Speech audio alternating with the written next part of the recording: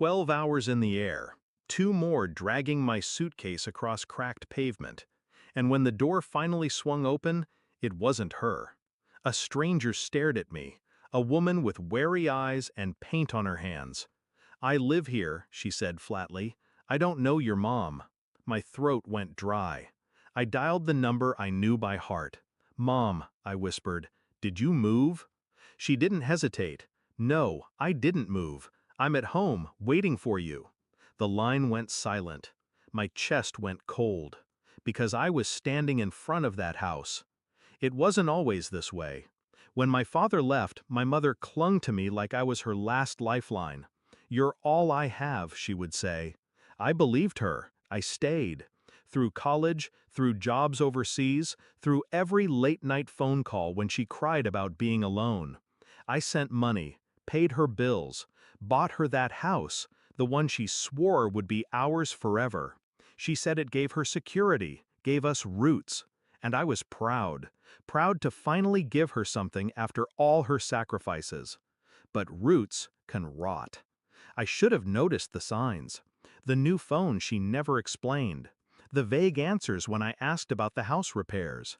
The way she avoided video calls, always claiming the lighting was bad. Still, I trusted her, blindly, because she was my mother, until I stood at that door, until a stranger told me the truth she never would. I didn't confront her, not then. I let her believe I was still in the air.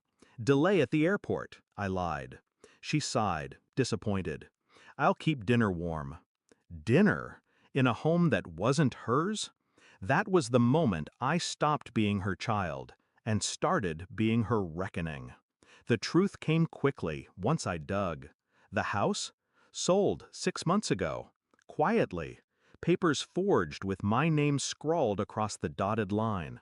My bank transfers, meant for upkeep, rerouted into an account I didn't own. Her account, her signature, her betrayal. She didn't just sell the house, she sold me. My years of sacrifice, my trust, my loyalty, cashed out like a cheap inheritance. I didn't rage. I didn't cry. I planned. First, I let her talk. The calls kept coming, her voice sweet, rehearsed. She missed me. She couldn't wait to see me. All the while, I traced every transaction, every lie. She thought she was clever, thought distance made me blind. But distance makes you patient. The plan was simple. She wanted money. I would give her more than she dreamed, then take everything she valued. I wired a final sum, enough to make her greedy heart careless. Marked bills, traceable. I told her it was for renovations, for our home. She thanked me, voice trembling with false love. What she didn't know, every cent was flagged. Fraud investigation attached, paper trail pointing to her. Next, the will. She thought she controlled it. She didn't know I had updated mine years ago, removing her as beneficiary, replacing her with charities she despised. When the lawyers came knocking, she'd realize she was entitled to nothing. And finally, the house. Not the one she sold, the one she moved into after, with her secret savings. Bought under an alias, but not well hidden. I purchased the property next door, quietly, close enough to watch, close enough to end it when the time came. The confrontation was surgical. I knocked. She opened, smiling, relieved, arms spread for an embrace. I didn't hug her.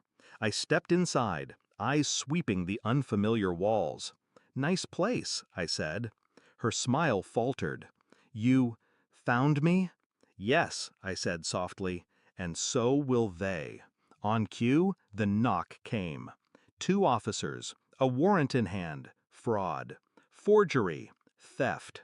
Her eyes darted to me, wide, pleading. You called them?" I held her gaze, calm, steady. "You told me no one would ever look after you. You were right." They led her out in cuffs. My mother, my betrayer. The neighbors peeked from curtains. She wept, begged, cursed my name.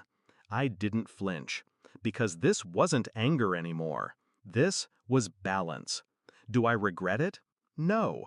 Regret is for those who lose something worth keeping. She taught me my place in her life. Disposable. Replaceable. Useful only until I wasn't. I simply returned the lesson. Now she waits in a cell, alone, forgotten. And I finally stopped waiting for her love. Justice doesn't always come in fire and fury. Sometimes it comes in silence, in patience, in a knock at the door when they least expect it. She betrayed me. I buried her with her own lies. And as I walked past that house, the one she swore would always be home, I felt nothing but peace. Because I was never coming back.